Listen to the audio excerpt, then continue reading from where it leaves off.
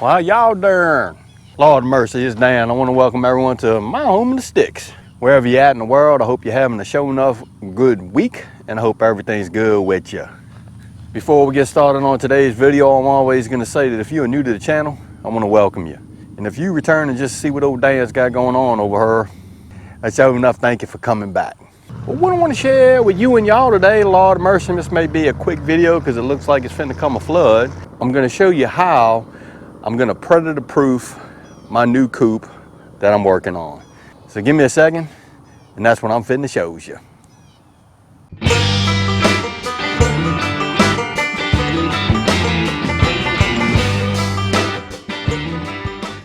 I'm here to tell you, I just have to have some more yard birds, some laying hens over here at the home in the sticks. I had a huge flock of them back in the day. They used to be in this building right here, and this whole thing right here was pretty much covered up with chicken wire and fencing to keep out the flying predators as well as the four-legged predators, and it worked pretty good.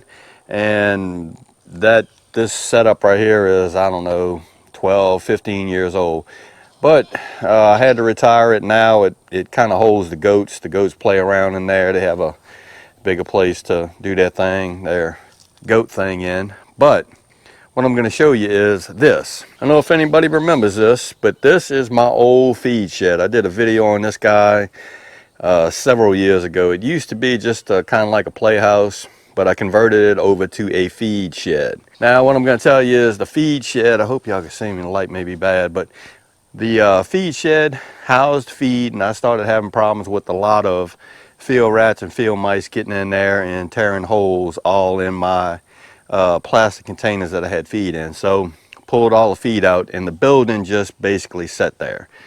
So I said, you know what, I want to have more chickens over here on the homestead. I need to build another coop. And then I got to thinking about it. Ain't nothing wrong with that little building right there. It's a solid building. It just had some rodent problems. So yeah, we finna go in. I'm going to show you what I did, basically how I am going to predator proof this little chicken house or chicken coop, so to speak. And also I put up my dog kennels, my dog kennel panels. I also had a problem with some predators getting into it and getting all my chicks and my ducks. Yeah, that's, anyways, let's go in and I'm going to show you what I did.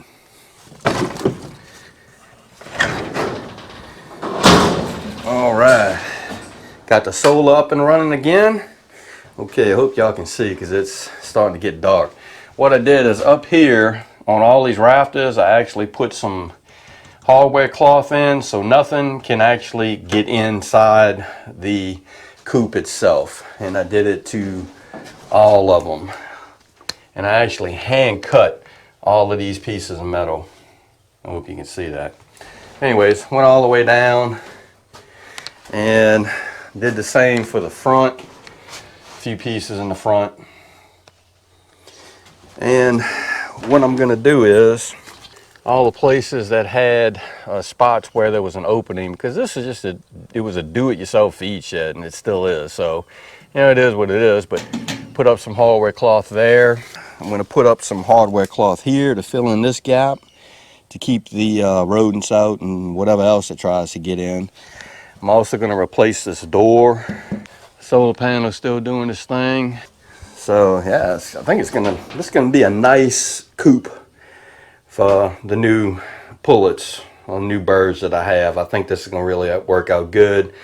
I'm gonna put some shavings on the floor, and of course I'm gonna put up some roosting sticks, maybe even a roosting ladder, and of course I'm gonna put up some laying boxes and stuff like that. I plan on taking this light down and maybe putting up some LED Christmas lights, you know, go on and make it a bougie coop. That's how I'm predator proofing the inside of the coop itself.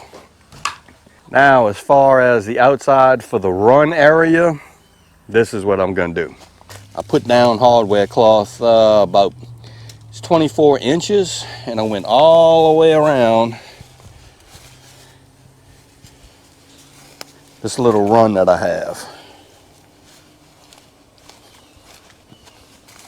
What I'm also going to do is I'm going to probably put down some tin and cover up underneath the coop itself.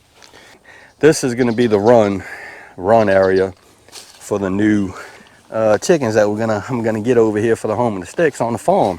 Yeah, it's kind of brown necked real good because the panels aren't dimensional with the coop itself, but you know, it is what it is. I may later on get a couple of more of these panels and extend it this way to make a larger run.